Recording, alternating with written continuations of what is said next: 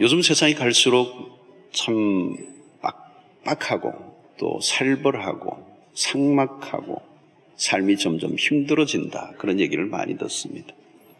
이전보다 더 많이, 또 어쩌면 물질적으로 경제적으로 많이 성장한 우리 사회 안에 삶이 참 힘들어지는, 또 우리의 신문이나 언론을 보면 참 안타까운 이야기들이 계속 늘어갑니다. 우울증도 늘어가고 또 생명을 끊어버리는 일들도 많고 또 고독사도 일어나고, 또 그가 죽었는데도 아무도 알지 못한 상태 속에 그냥 아무도 그 죽음을 의식하지 못한 채 그냥 홀로 죽어가는 사람들도 많고, 왜 우리의 삶이 이렇게 힘들어지는가? 이것은 우리가 여러 관점에서 원인을 찾아볼 수 있겠지만 성경적 관점에서 찾아보면 답이 딱 하나예요. 그게 뭐냐면 공동체의 상실입니다. 인류의 최초의 하나님의 아이디어는 공동체고, 죄가 공동체를 깨뜨려 버렸어요. 공동체라는 말은 딴 게 아니에요. 관계입니다. 관계. 예, 우리 인생의 핵심은 관계에 있거든요. 삶이 뭐냐? 관계를 맺는 거거든요. 행복이 뭐냐? 관계를 맺는 거예요. 좋은 관계를 맺으면 그게 행복이죠. 돈이 많은 게 행복이 아니잖아요. 신앙생활이 뭐냐? 라고 물으신다면 관계를 맺는 거예요. 깨어진 관계가 회복되는 것입니다. 그게 회복된 관계가 많아지면 그게 공동체를 이루는 것이고, 그게 그것의 천국을 맛보고 하나님의 나라가 임하는 것이죠. 자, 창세기 2장 18절에 말씀하죠. 여호와 하나님이 이르시되 사람이 혼자 사는 것이 좋지 아니하니. 이런 창세기 2장에 유일하게 굿 모든 게 창조가 하나님이 보시기에 아름다웠는데 딱 하나 노굿이 있어. 그게 뭐냐면 사람이 혼자 사는 것. 홀로가 아니라 함께 하는 것이 하나님의 뜻이다.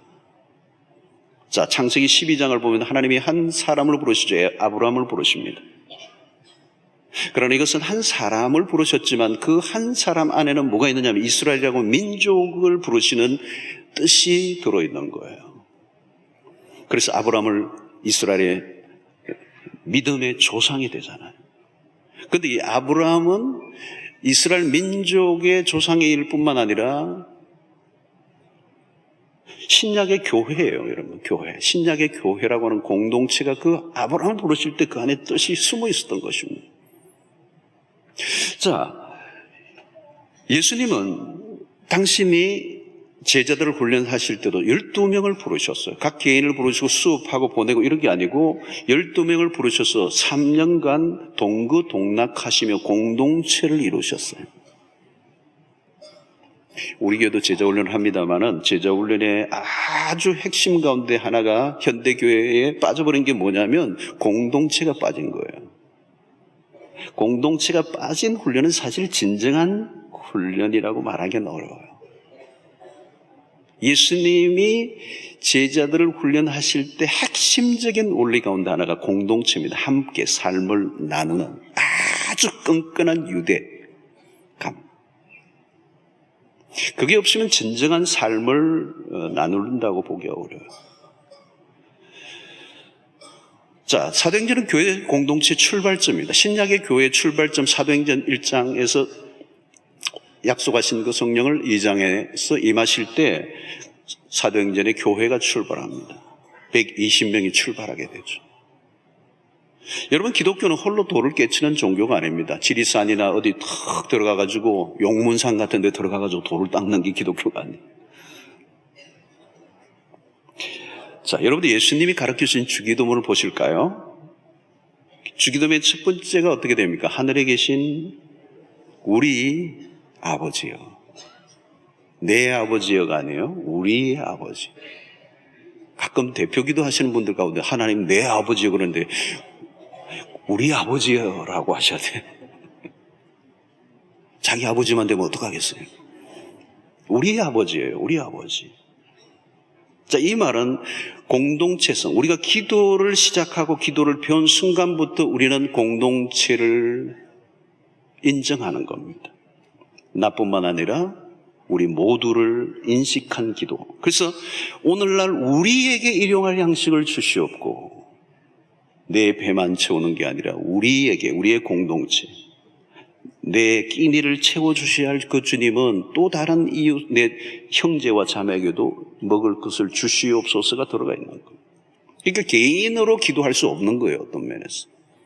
사도신경이 뭡니까, 여러분? 사도신경의 신앙의 고백을 하는 순간부터 우리는 이 신앙의 고백을 하는 모든 온 세계에 흩어진 그리스도인은 우리의 형제와 자매입니다. 공동체 안으로 들어갔다는 얘기예요.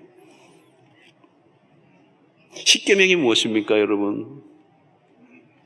하나님을 사랑하고 내 이웃을 내 몸과 같이 사랑하라. 공동체입니다. 공동체에게 주신 거예요. 자, 그러면 오늘 신약의 교회는 우리가 사도행전을 찾아볼 수 있다면 신약의 교회 어느 날 베드로가 설교할 때 한꺼번에 3,000명이 회개하고 주께로 돌아옵니다. 하루에. 엄청난 역사죠. 그 다음에 보면 숫자가 또 나와요. 사도행전을 보면 5,000명이 돌아온 게 나와요. 그 다음에는 너무 많았던 것 같아요. 숫자를 얘기하지 않아요. 무리들이 왔다는 거, 무리. 짐작을 해보면 그 당시에 여자나 어린 아이의 숫자를 뺐다고 본다면 엄청난 몇만 명이 됩니다. 메모더예요. 메가 처치가 된 것입니다. 아마 어쩌면 초대 교회의 예루살렘의 교회는 수영로 교회보다 더 큰 사이즈의 교회였을지도 모릅니다. 갑자기 그렇게 된 거예요. 자, 그런데 사도행전을 보면 독특한 것을 발견하게 되는데 그렇게 수없는 사람들이 모였음에도 불구하고 사도행전의 표현들 보기에 사도행전에는 사랑이라는 단어가 한 번도 나오지 않습니다. 특이한 것은. 그런데 사랑을 한 것이 뚜렷하게 드러나는데 그것이 뭐냐면 한 마음을 같이 하여 이 단어가 자주 나와요. 그리고 어떻게 합니까? 그들은 자기의 재산을 팔아 가난한 사람들을 나누어 주는 유무상통의 역사가 있고 그들 안에 핍절한 사람이 없었던 독특한 공동체가 시작이 됩니다. 이것은 세상에서 한 번도 보지 못했던 독특한 하나님의 공동체예요. 자, 오늘 46절을 보면 날마다 마음을 같이 하여 그게 나오죠? 날마다 마음을 같이 한다는 거예요. 성전에 모이기를 힘쓰고, 자, 성전에 모이기를 힘썼다는 것은 이전에도 있었던 겁니다. 그 다음이 중요해요. 집에서 떡을 떼며. 그러니까 지금 사도행전의 교회 출발은 성전의 모임과 집에서의 모임이 공존했다는 것을 말해줍니다. 자, 집에서 떡을 떼는, 떡 뗀다는 말은 성찬의 집례입니다. 성찬입니다. 예수 그리스도의 몸을 먹고 피를 마시는 이 성찬이 일어났다는 거예요. 여기가 교회였다는 거예요. 이런 성전은 대그룹의 모임이라면 가정은 소그룹이에요. 성전과 가정, 공적 예배와 작은 단위의 모임이 공존했다는 것입니다. 자, 우리도 교회도 주일날 온 공동체가 공적 예배를 지금 드리고 있어요. 동시에 우리는 주중에 수없는 사랑방이라고 하는 교회의 모임, 소그룹이 있습니다. 자, 예루살렘의 교회 안에는 이 소그룹이 함께 공존했는데 이것은 쉬운 일은 아닙니다. 왜냐하면 이런 멀리서 이렇게 거리를 두고 만나고 있으면 큰 문제가 없는데 가까이 만나면 위험한 부분이 많습니다.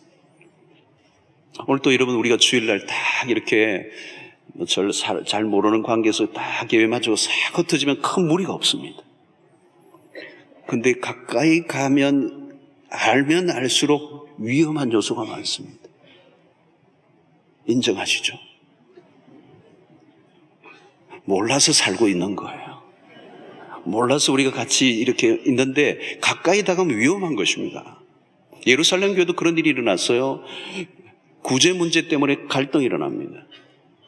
또 나중에는 유대인 개종자와 유대교에서 있었던 개종자들 그리고 이방인들 가운데 개종자들이 생깁니다. 자, 이들은 그들의 문화를 갖고 옵니다.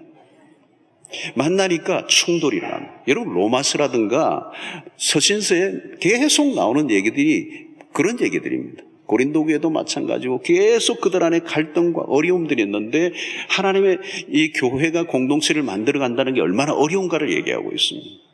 신약의 서신서 나오는데 대부분의 모든 교회는 다 문제를 안고 있습니다. 그 문제를 해결하기 위해서 바울이 서신을 쓴 거거든요. 자, 오늘 공동체 속에서 매우 오늘 우리가 관심을 가져야 될 부분은 이거예요. 집에서 떡을 떼며 라고 하는 거예요. 이것은 작은 관계 속에서 가능한 겁니다. 자, 우리는 지금 주일날도 성찬 예식을 1년에 4번밖에 하지 않아요. 또 여기서 실제적으로 음식을 나눠 먹는 행위들이 있었다는 말이죠. 코이노니아가 있었다는 거예요. 음식을 함께 나눠 먹는, 성찬을 하고 음식을 함께 나눠 먹고 말씀을 나누는 관계. 자, 이런 공동체, 작고 친밀한 공동체를 성경은 말씀하고 있는 것입니다. 자, 그런데 전혀 다른 사람들이 함께 모인다는 것은 어려운 거예요. 왜? 성격 차이가 있죠. 삶의 방식이 달랐죠. 경험이 다르죠. 기호가 다르죠. 취미가 다르죠. 생각이 다르고 가치관이 다르고 남녀 성이 다르고 모여 있어 보세요. 이게 얼마나 힘든 겁니까? 여러분, 사람이 함께 모이고 있는 곳은 갈등이 존재합니다. 이건 아주 기본적인 겁니다. 사람이 함께하면 반드시 갈등이 존재해요. 갈등이 이 세상에 전혀 없는 곳이 딱 한 곳 있어요. 공동묘지예요. 거기는 갈등 없어요. 무덤끼리 싸우지 않아요. 자, 여러분, 우리가 갈등을 마주치지 않으려고 하면 공동체 안으로 들어갈 수 없어요. 그리스도인들은 서로 만나기만 하면 자동적으로 좋은 관계가 이루어지는가? 절대 그렇지 않아요. 여러분, 오랫동안 사랑하던 두 남녀가 만나서 함께 살아도 자동적으로 그 관계가 성숙해지는 건 아니잖아요. 많은 대가 지불이 필요하죠. 교회는 여러분 완전한 사람들이 모인 곳이 아니고 죄인들이 집합소입니다. 가끔 그러잖아요. 예수 안 믿는 사람들이 어떤 예수 믿는 사람 가운데 좀 마음에 안 드는 사람, 저 인간이 어떻게 저게 예수 믿는다고 말이지. 우리가 하는 말이 그래요. 저 사람 예수 믿어서 저 정도다. 안 믿었으면 난 맞아 죽었다. 여러분, 태생적으로 마음에 들지 않는 사람과 마주칠 수 있습니다. 사랑할 수 없는 사람을 어떻게 사랑할 수 있는가? 과제죠. 여러분, 평소에는 감춰져 있던 약점들이 공동체 안에 가까이 가서 관계하다 보면 드러나기 시작합니다. 멀리서는 괜찮은 사람 같았는데 가까이 가가면 정말 어려운 거죠. 그래서 우리는 모두가 이런 대그룹에 오면 가면을 쓰기 시작해요. 이 가면을 1시간만 쓰고 있다가 집에 가서 풀면 되거든요. 주일날 올 때 다 가면을 쓰고 오시는 거예요. 그 옆에 딱 마음에 안 드는 사람이 앉았어요. 근데 축복하라고 막 그러면 안녕하세요. 축복합니다. 그러는데 속으로는 우욱 하는 거예요. 가면을 쓰니까 그래도 1시간만 참으면 되는 거거든요. 그래서 우리는 모두가 적절한 표정 관리의 달인이 되는 거예요. 포크 페이스를 하는 거예요. 자, 여러분, 우리와 같은 교회는 참 편리한 교회예요. 왜? 마음에 안 드는 인간이 2부에 나오면 나는 3부에 나오면 되니까. 또 그분이 3부에 나오면 나는 4부에 나오면 되니까. 이 초이스가 많아요. 하루에 6분, 7분의 예배가 있으니까. 그러나 여러분, 소그룹으로 들어가면 그럴 수 없어요. 피할 수 없는 소그룹 안에 가까이 다가가 보면 인내의 한계가 올 때가 있습니다. 그러나 내 스타일이 아님에도 불구하고 생태적으로 여러 가지 어려움이 있어도 우리는 그 안에서, 소그룹 안에서 우리가 거부할 수 없는 공동체 안에 일원이 되면 그 안에서 뭔가를 해야 되는 겁니다. 여러분, 교회가 역사가 흐르고 오랫동안 신앙생활을 같이 하다 보면 서로 훤히 알게 됩니다. 많이 하면 알수록 관계하기 어려워요. 서로의 민낯을 보았기 때문입니다. 무슨 말을 한다고 그 말 때문에 내가 듣는 게 아니라 그 사람의 속을 들고 들여다보고 있기 때문에. 어떤 경우는 수준이 안 되는 사람들과 함께 할 수 없다고 그렇게 얘기합니다. 이런 수준에 있는 사람과 나는 함께 할 수 없다. 내가 수준이 떨어질 것 같아. 여러분, 뭐가 수준일까요? 수준이 안 되는 사람을 내치는 게 수준일까요? 수준이 안 되는 사람임에도 불구하고 품을 수 있는 그 수준이 수준이지. 무슨 말인지 이해는 되셨습니까? 수준이 여러 번 반복돼가지고. 여러분, 나홀로 독야청청 공동체 안에 깊이 들어가지 않고 괜찮은 사람인 것처럼 착각하며 살면 안 돼요. 속 안에 들어가 보아야 돼요. 그래서 내 안에 숨어 있는 것들이 무엇인지 드러날 수 있지 않고 가급적이면 이 가면을 쓰고 자신의 내면을 숨긴 채 아무리 다녀도 그 안에는 변화가 일어나지 않아요. 여러분, 인류가 타락한 이후 사람들은 숨는 법을 배웠습니다. 인류가 죄를 짓고 제일 처음 한 게 뭘까요? 숨는 거예요. 자신을 가리고 위장하고 그러는 거예요. 에덴 동산에서 아담이 숨었다고 그러잖아요. 근데 머리가 보였어요. 그래서 하나님이 최초에 일본말을 썼습니다. 아담아 그랬다는 거예요.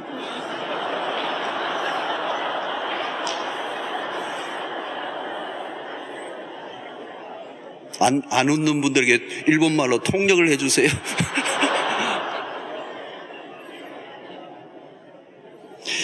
여러분, 가난한 사람들과 거리를 두려고 하는 것입니다. 누군가 가까이 다가오면 경계해요. 그래서 오늘날 은둔형이 많아요. 노출을 꺼리는 외톨이들이 많아졌습니다. 관계를 맺는 것을 어려워하는 거예요. 그런 사람을 가리켜서 우리는 관계치라고 그럽니다. 음치가 많이 있는 게 아니라 관계치가 있어요. 여러분, 고립된 삶은 더 불안하게 만들고 심하면 우울증으로 가게 합니다. 사도행전에 시작된 공동체는 다릅니다. 작은 단위의 모임, 오순절 위에 일어난 것입니다. 집에서 떡을 떼며 기쁨과 순전한 마음으로 음식을 먹고, 이것은 새로운 공동체예요. 제도적 종교로서 의식을 행했던 성전 중심의 공동체가 아니라 서로 함께 삶을 나누는 코이노니아가 있는 친교 공동체. 신약의 교회들은 흩어진 그리스도인들이 세운 가정교회입니다. 성전이 따로 있는 게 아니에요. 구약시대에 예수님 오실 때까지는 성전이라고는 그 눈에 보이는 건물에 매여져 있었습니다. 그 안에서 드리는 행위만이 종교적 행위였습니다. 공간의 지배를 받았어요. 하나님과의 종적인 관계는 있었지만 횡적인 관계가 확인될 길이 없었던 시대예요. 자, 신약에 오면 성전이 뭡니까? 성전은 따로 있는 게 아니에요. 예수를 믿는 그리스도인들, 너희 몸이 곧 성전이다. 그런 관점의 신약의 교회는 어딜까요? 건물이 아닙니다. 여러분, 주일날 오늘 예배 드려서 여러분들이 오셨기 때문에 이곳은 교회입니다. 만약에 오늘 저는 서구의 교회들에 많이 보았어요. 건물은 딱 그 건물인데, 교회 건물인데 거기가 팔려서 술집이 되어버렸어요. 그것은 그 건물은 외형적으로는 교회이지만 술집이에요. 왜? 술 먹는 곳이 되어버렸기 때문에. 자, 오늘날 주일 예배를 드리고 흩어져 버리면 이 교회는 건물이 교회가 아닙니다. 자, 예배를 마친 순간부터 우리는 어떻게 돼요? 우리는 흩어집니다. 그 흩어진 사람들이 교회예요.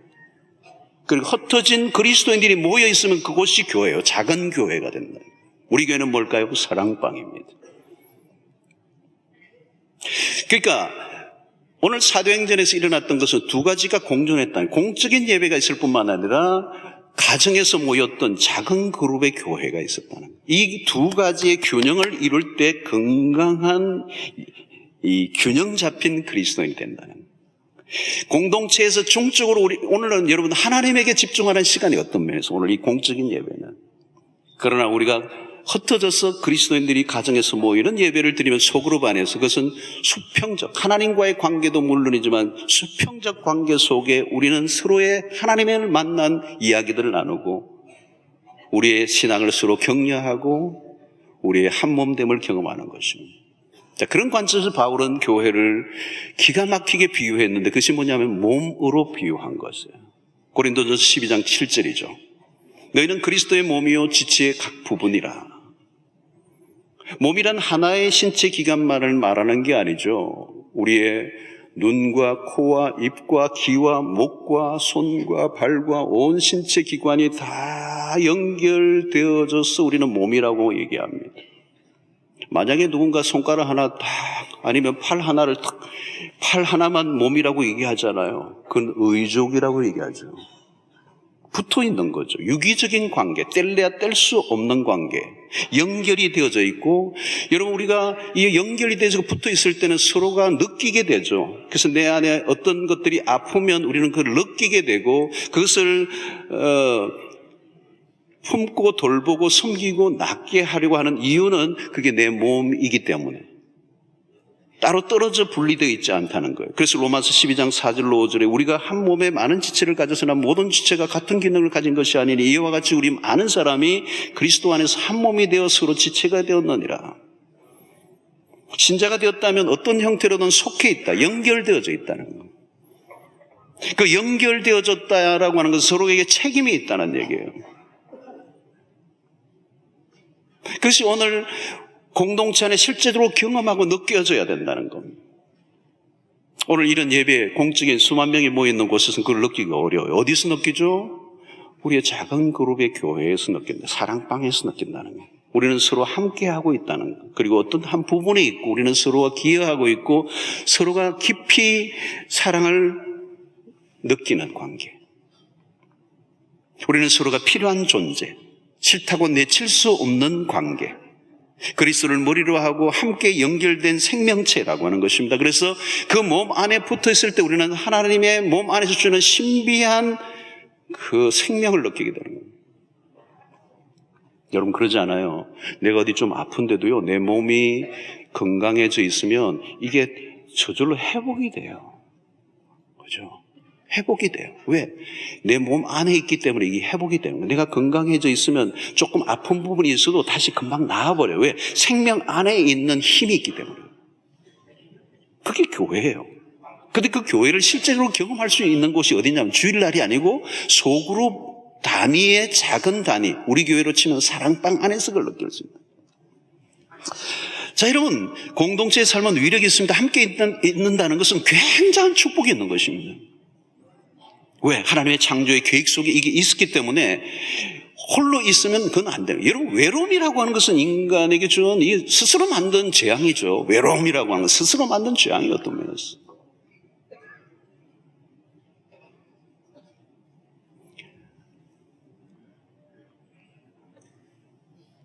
누군가는 그런 얘기 했잖아. 현대인의 나병이 뭐냐? 외로움이라는 거. 실제로 여러분 홀로 있을 때 웃을 일이 있어요, 여러분? 홀로 있을 때 웃으시는 분? 병원에 빨리 가보세요. 혼자서 막 웃고 막 그래서 뭐 그걸 보고 막 얘기하고 말이죠. 비으면서 얘기하고 가셔야 돼, 빨리. 치료를 받으셔야 돼요. TV하고 막 얘기하고 뭐 이러는 분들 가셔야 돼. 다 정상이 안 좋은 거예요. 여러분 홀로 있을 때 행복합니까? 언제 행복해요, 여러분? 어떤 분은 혼자 갈비를 막 굽는 게 혼자 갈비를 굽고 탁 멋있는 접시 위에 탁 놓고 기가 막힌 전망을 보고 혼자 먹는 혼자 갈비. 그리고 갈비하고 대화하는 거 너 어느 쪽이니 뭐 이러면서 말이죠. 여러분 그게 무슨 맛이 있어요, 여러분? 혼자 먹는 거. 요즘 혼밥 쪽이 많아졌잖아요. 퍼진 라면, 퍼진 국수를 먹어도요, 같이 먹으면 얼마나 좋아요. 요즘 원룸, 혼적, 독거, 고독사, 요즘 혼자 사는도록 편리하게 만들어져 가는 이 문화는 굉장히 좋지 않아요. 이런 것이 진화되는 건 좋지 않아요. 여러분 이미 많은 연구를 통해 입증된 것들을 보면 좋은 관계를 유지하는 사람들의 면역체계가 강화된다는 거예요. 수술을 똑같이 해도 이 회복이 완전히 다른 거예요.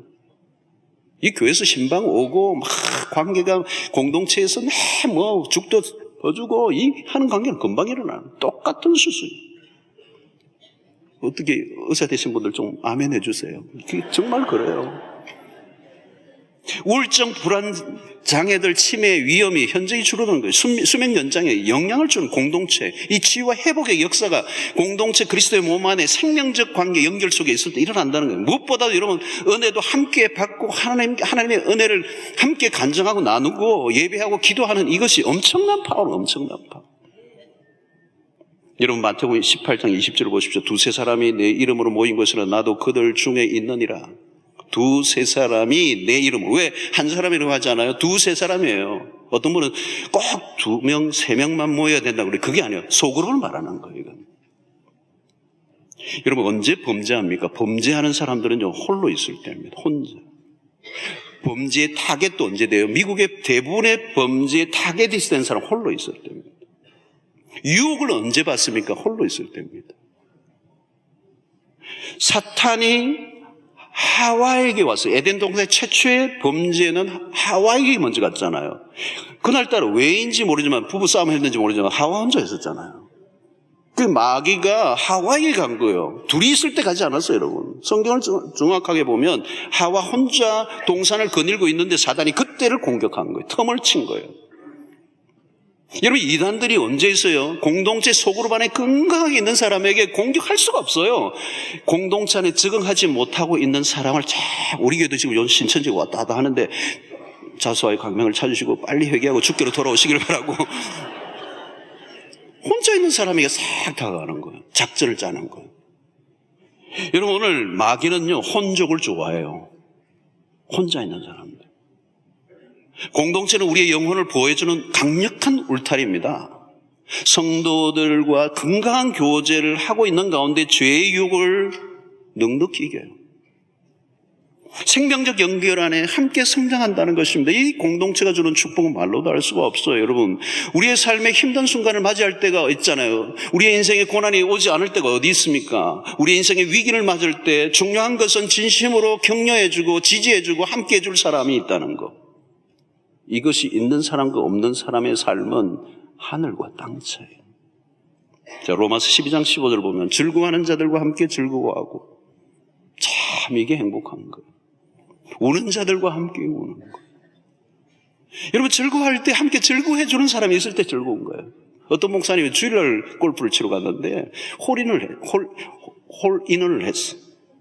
목사님이 주일날 어떻게 골프를 치러 갔는지 모르겠지만 가가지고 했는데 딱 했는데 홀인원이 됐어. 근데 너무 기쁜데 그 다음에 찾아오는 건 뭐냐면 아무에게도 말할 수 없는 것 때문에 너무 괴로웠다는 거예요. 어떻게 목사가 홀인원을 주일날 했는 걸 누구에게 얘기를 해요? 재앙이지. 여러분, 공동체를 통하여 얻는 유익은 수없이 많아요. 환난과 핍박이 많았던 초대교회 안에서 그리스도인의 모임을 위기를 막아가고 그 그리스도의 모임이 어떤 협박을 당할 때가 있었습니다.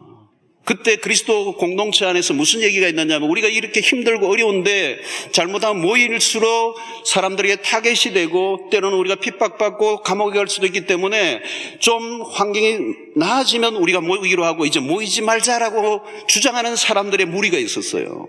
그때 이런 말씀이 나옵니다. 히브리서 10장 24, 25절을 보면 서로 돌아보아 사랑과 선행을 격려하며 모이기를 피하는 어떤 사람들의 습관과 같이 하지 말고 오직 권하여 그날이 가까움을 볼수록 더욱 그리하자.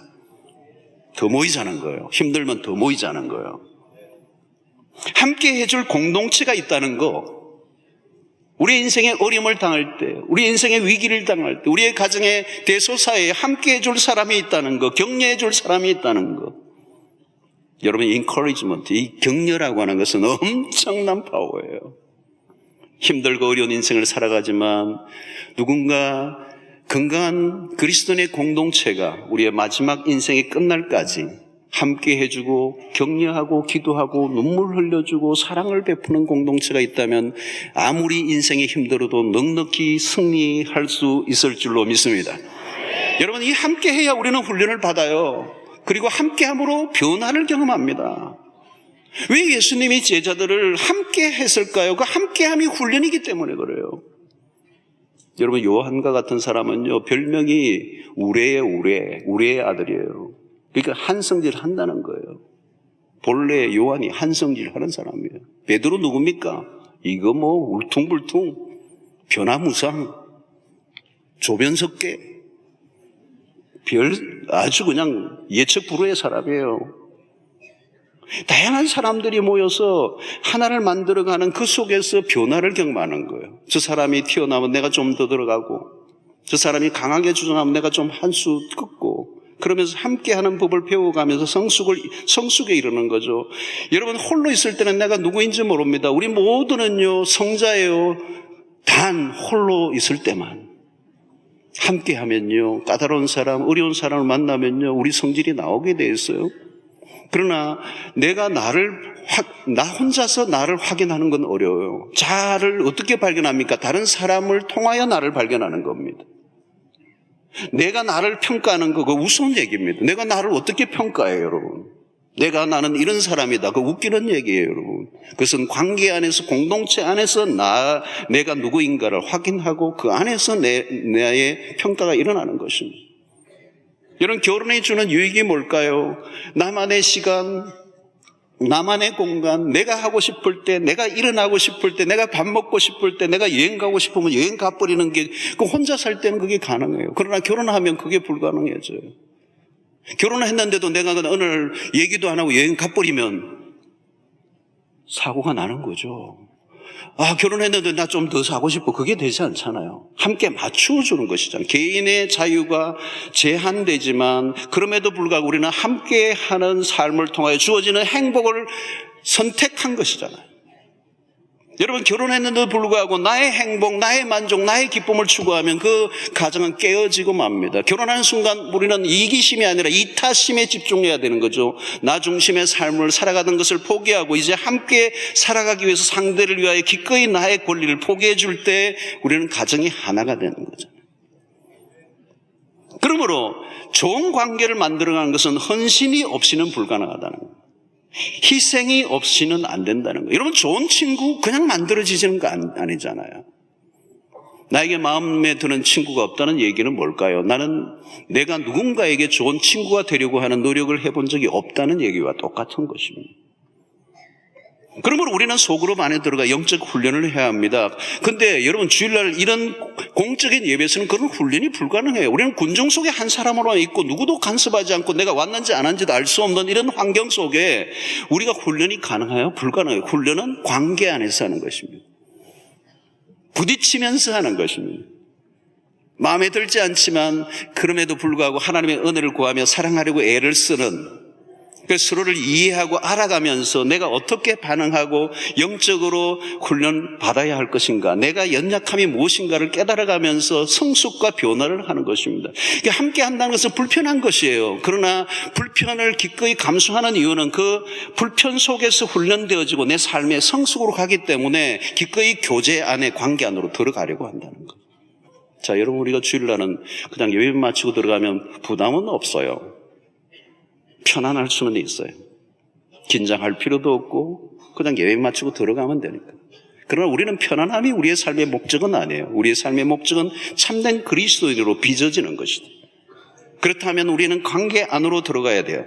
자, 우리 모두는 관계 안에 들어가려고 할 때 관계가 쉽지 않다는 것을 다 알고요. 때로는 어떤 사람은 관계 속에 상처를 받았던 경험들이 많아요. 대부분 그럴 거예요. 우리의 관계가, 우리의 완전한 사람들이 아니기 때문에 관계 교제 안으로 들어가면, 작은 소그룹으로 들어가면 반드시 위기를 맞고 갈등이 일어나고 불편함이 일어나는 건 사실입니다. 그러나 우리는 관계를 두려워하면서도 동시에 우리는 좋은 관계를 맺고 싶어하는 열망이 우리 모두에게 있어요. 왜? 하나님이 그렇게 만들어 놓으셨기 때문에.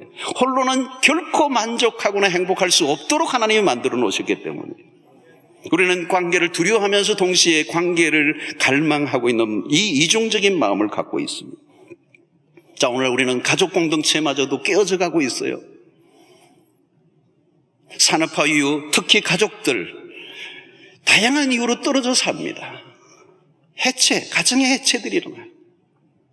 오늘 현대 문명의 이기들, 발달된 이 문명의 발달로 편리한 도구들을 가지고 우리는 홀로 지낼 수 있는 시간들이 많아졌어요. TV도 그냥 채널이 엄청나게 많고 게임도 상당한 많이 개발이 되어 있고 아이들은 게임에 몰두하고 요즘은 30대, 40대 결혼을 해도 그냥 게임에 몰두하는 그런 사람들이 있어요. 가족과 진정한 의미 있는 대화를 나눌 시간이 없는 거예요. 친밀한 시간을 가질 여유조차 없어요. 그리고 오늘 우리 시대는 끊임없이 일 중심으로 성취와 성공을 중심으로 살아왔습니다. 그러다 보니까 우리의 관계는 그냥 멀어지고 깨어지고 삭막해져 버리고 진정한 그런 터치가 없는, 하이 테크놀로지 시대의 하이 터치가 없는 변질된 사회로 가고 있는 거예요. 교회도 마찬가지입니다. 우리 교회와 같이 대형교회는 그럴 위험이 굉장히 많아요. 친밀한 관계를 전혀 맺지 않은 채 의무적 출석에만 만족할 유혹이 커져버렸죠. 그러니 여러분, 인간은요, 사랑을 해야 돼요. 사랑이 힘이잖아요. 사랑은 혼자 할 수는 없는 거잖아요. 사랑이란 뭘까요? 관계를 맺는 것이고, 어떤 관계요? 그냥 관계로는 사랑이 아니죠. 친밀함의 관계. 그 친밀함이 깊어질 때 서로를 신뢰하게 되고, 그 신뢰감 속에 만날 때 진정한 사랑이 일어난다. 그런데 오늘날 우리는 그 신뢰가 깨어져 버리니까 개인주의가 가속화되면서 우리는 서로를 신뢰하지 않고 친절과 의미 있는 관계를 갖지 않고 그냥 의례적인 관계만 늘어나고 있는 것입니다. 여러분, 인간의 내면 속에 있는 갈망은 함께하는 것. 하나님이 그렇게 만들어 놓으셨다는 겁니다. 자, 요한복음 13장 34절을 보십시오. 새 계명을 너희에게 주노니 너희 서로 사랑하라. 내가 너희를 사랑한 것 같이 너희도 서로 사랑하라. 여기 서로라는 단어가 두 번 나옵니다. 주님은 관계를 강조하신 거죠. 서로란 단순히 그냥 얼굴만 알고 인사만 하는 정도가 아니라 의미 있는 관계를 말하는 거죠. 요한복음 13장 35절에 너희가 서로 사랑하면 이로써 모든 사람이 너희가 내 제자인 줄 알리라. 자, 세상 사람들이 우리로 하여금 너희가 예수의 제자네라고 하는 인정을 어떻게 해요? 너희가 서로 사랑하면. 자, 오늘 여러분 이 주일날 우리가 무슨 제재로 서로 사랑할 수가 있겠습니까? 대그룹에서는 불가능한 것이에요. 오늘 우리 예배 마치면 그냥 흩어지기 바쁠 거예요. 여기는 불특정 다수, 그 개인은 없어요. 이 개인과 만남의 진정한 서로 사랑하며 너희가 이로써 내 제자인 줄 알리라고 이 서로는 소그룹에서만 가능하다는 거예요. 우리로 치면 사랑방에서만 가능하다는 거예요. 성도 여러분, 교회는 단순히 우리끼리 모여서 예배드리고 봉사 좀 하고 좀 적절한 만남 속에 그냥 흩어져 버리도록 하기 위해서 만드신 게 아니에요. 이 교회를 만드신 이유는 하나님 이 세상 깨어지고 망가진 세상의 대안으로서 만드신 거예요. 오늘 죄로 인하여 공동체, 관계가 깨어져 버리고 공동체를 잃어버린 이 세상의 공동체를 회복시키도록 하기 위하여 하나님이 새로운 공동체를 만드셨어요.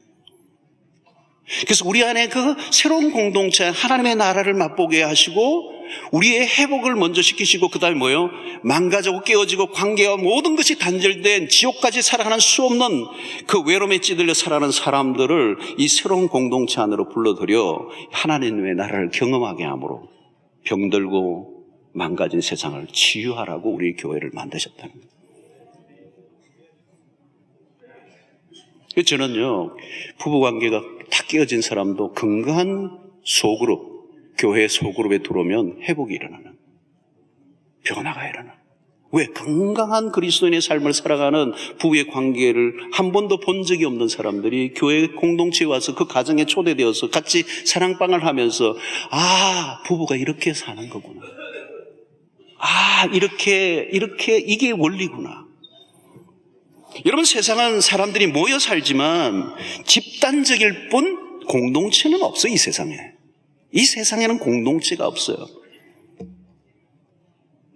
세상을 보십시오. 이익을 위한 연대는 있지만 공동체는 없어요. 단체로 하는데 띠뛰고 해도 그는 자기 개인의 이익이 다 있기 때문에 그 이익들이 모여서 연대한 집단이지 공동체는 아니에요. 서로가 정말 깊이 서로 사랑하고 섬겨주고 선한 하나님의 목적을 위한 도구가 아니란 말이지. 도시는 비인간화되어 있습니다. 갈수록 계층 간의 갈등이 일어나고 다양한 차별 속에서 소외와 그리고 거절감 속에 상처가 더 쌓여가는 이 세상, 경쟁적인 이 사회 안에 아이들이 학교에 들어가는 순간 살아남는 법을 배워야 하고 이기는 법을 배워야 되고 1등을 해야 하고 최고가 되어야 하는 이 압박감 속에서 아이들은 그 누구도 공동체를 느낄 수는 없어요. 그게 상처투성이에요.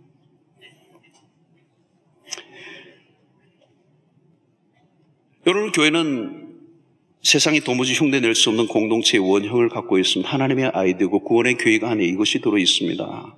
이것을 실현할 수 있는 이 방법은 뭐냐? 딴 게 아니에요. 공동체, 작은 공동체, 소그룹 안으로 들어가는 것입니다. 저절로 좋은 공동체가 이루어지는 것은 아니에요. 대가를 지불하고 수고를 해야 합니다. 때로는 여러분 소그룹 안에 주일날 이렇게 완전 헛되지만 상처받을 일이 없지만 소그룹 안에 들어가면 상처를 받을 수도 있지만 그럼에도 불구하고 상처를 받을 수 있음을 감수하고도 들어갈 만한 가치가 있는 게 공동체라는 거예요. 우리 교회에 사랑방이 있습니다. 우리 같은 사이즈의 교회에서는 사랑방이 아니면요 교회 공동체를 생생하게 경험할 길이 없습니다. 그냥 관중의 일원으로 있다면 부담은 없을 수 있지만 공동체가 주는 참된 생명의 부요함을 경험할 길은 없는 것. 하나님의 사랑을 어디에서 구체적으로 경험할 수 있을까요? 갑자기 하늘이 확 열리고 오는 거 아니에요. 사람을 통하여 와요. 관계를 통하여 그리스도의 몸 안에서 주신. 그것은 주일이 아닙니다. 사랑방입니다. 주일의 예배 중요하지만 소그룹에 들어가 함께 경험하지 않으면 안 된다는 거예요. 우리는 서로 유익한 존재, 함께 할 때 주시는 은혜가 커요. 함께 할 때 주님이 그곳에 임재하세요. 시간이 더 가서 더 말씀을 못하겠습니다만은 앞으로 몇 주에 걸쳐서 이 공동체의 관계 문제를 더 심도 있게 다루려고 합니다. 너무도 중요하기 때문에. 성도 여러분, 고립되어 있지 마십시오. 공동체를 거절하지 마십시오. 공동체의 관계 안에 들어가 그 관계에 헌신하십시오. 두려워하지 마세요. 거절을 받을 수도 있고 상처를 입을 수도 있습니다. 그러나 소그룹 안에서 정기적으로 친밀한 교제를 조금씩 쌓아가기만 한다면 하나님이 우리의 공동체가 이 땅에 주신 최고의 선물이라고 하는 사실을 확인하고 경험하는 날이 오게 될 것입니다. 하나님이 주신 최고의 두 가지 선물, 가정과 교회. 그 교회를 실제적으로 경험할 수 있는 것은 바로 소그룹이에요. 사랑방입니다. 그 안에 관계 안으로 들어가는, 부담스럽지만 들어가는 거예요. 그럼에도 불구하고 우리는 대가를 지불할 만하고, 여러분 상처를 받지만 상처를 치유할 수 있는 또 결국은 사람이에요. 이 관계를 거부하면 결국 우리 안에 뭐가 와요? 상처를 받지만 사실은 그 공동체를 떠나면 뭐가 와요? 상처 정도가 아니에요. 병이 찾아와요. 오늘 우리의 인생에 갖는 수없는 고질적인 정신적 질환과 삶의 파괴는 바로 거기에서 온 것입니다. 우리는 함께 더불어 세워가야 할 공동체로 하나님이 우리를 부르셨기 때문에 우리 모두는 반드시 소속해야 하고 그리고 거기에 헌신해야 하고 그리고 하나님의 나라를 확장하기 위해서 우리가 수고할 때 우리가 그리스도의 몸 안에 있는 신비로운 생명과 하나님의 은혜의 풍성함을 그 안에서 경험하게 될 줄로 믿습니다. 우리 옆에 분들에게 한번 인사할 거예요. 우리 사랑방에 조인합시다. 조인하면 조이가 있습니다. 제가 만든 건데요. 몇 분은 전혀 안 할 것 같은 딱 닫고 계시는 분이 계시고 많이들 반응해 주셔서 감사합니다. 여러분, 우리 교회 이 사랑방은 그냥 조직하고 매니지먼트하고 더 조직을 강화하는 집단을, 더 큰 집단을 만들기 위한 게 결코 아니에요. 저는 우리 이 비교적 이 메가처치를 담당하고 있는 목사로서 깊은 고뇌가 여기에 담겨 있어요. 오늘 고통하는 한 영혼을 내가 어떻게 섬길 수 있을까? 목사로. 어떻게 저 고통에 다가갈 수 있을까? 근데 불가능해요. 알아도 갈 수가 없어. 오늘 현대에 방황하는 수없는 영혼을 어떻게 섬길 수 있을까? 오늘 가정의 해체와 위기 앞에 내가 목회자로 무엇을 도와줄 수 있을까? 답이 없어요. 답은 딱 하나예요. 공동체예요. 오늘 우리 교회 안에 수없는 믿음의 사람들이 소그룹 안에서 그 한 영혼의 문제에 다가가고 함께 기도하고 지혜를 짜고 사랑을 베풀고 그리스도의 몸을 세워가는 일들을 할 수만 있다면 그게 사랑방이에요. 소그룹이에요. 그게 집에서 떡을 떼며 순전한 마음으로 서로 교제하고 기쁨을 나누었던 초대교회의 원형. 단순히 모였다가 흩어져 버리는 교회는 주님이 말씀하셨던 그 교회는 아니에요.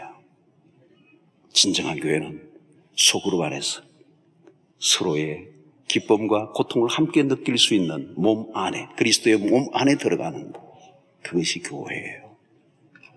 저는 소그룹만 건강하게 세워져 간다면 그것이 가능하다고 믿습니다. 교회가 100명 돼도 그게 없으면, 소그룹에 건강한 소그룹이 없으면 100명이 교제도 못해요. 그게도 역시 집단이 될 수가 있어요. 10,000명, 10만 명이 돼도 소그룹이 건강한 소그룹이 있다면 그 교회는 건강한 그리스도의 몸을 세울 수가 있어요. 그걸 위하여 지금 제자 훈련도 하고 있어요. 성도 여러분, 이것은 나의 문제가 아니라 우리의 문제예요. 그리고 우리의 가정의 문제예요. 우리의 민족의 문제로 연결되는 겁니다. 하나님의 이 우주를 통치하시는 그 뜻 안에는 가정이 있고 교회가 있어요. 사랑하는 성도 여러분, 편한 게 전부가 아니에요. 그리스도는 편한 게 우리의 삶의 목적이 될 수가 없어요. 불편하지만 그럼에도 불구하고 성경적 원리를 추구하며 적용하고 살아가고자 할 때 하나님이 그 안에 은혜를 주실 줄로 믿습니다. 왜 우울증이 이렇게 많아요, 여러분? 왜 이렇게 자살이 많은 거예요? 우리의 책임이에요. 교회가 교회되지 못하는 거예요. 교회가 교회되지 못하는 것은 뭐냐? 그냥 구제하고 힘든 사람 돈을 도와주는 그런 게 아니에요. 중요한 것은 소그룹이 없으면 아무리 우리는 상담하고 아무리 사람들에게 뭘 도와줘도 해결길이 없어요. 건강 공동체 안에 들어와야 돼요. 이것은 목자 한 사람만이 해야 될 것이 아니고 모두가 함께 속한 사람들이 함께 그리스도의 몸을 세우기 위해서 노력할 때 주님의 나라가 이 땅에 임할 것이고, 방하는 수 없는 영혼들이 내가 찾던 곳이 바로 그곳이야. 여러분, 세상에 수 없는 갈등과 깨어짐과 고통을, 불행을 느끼고 있는 사람들이 찾고 있는 것은 주일날 이 예배이기보다는 평일날 세상의 한가운데서 가정에서 모여 따뜻한 주님의 그 은혜를 나누는 사랑을 느낄 수 있는 그곳, 외로움을 느끼지 않게 만드는 그곳, 내가 불행과 어려움을 겪었을 때 기꺼이 다가와 함께 해줄 수 있는 그곳이 교회예요. 그 하나님의 아이디어, 그 계획을 추구하며 살아갈 때 우리 모두가 함께 사는 은혜가 있게 될 줄로 믿습니다.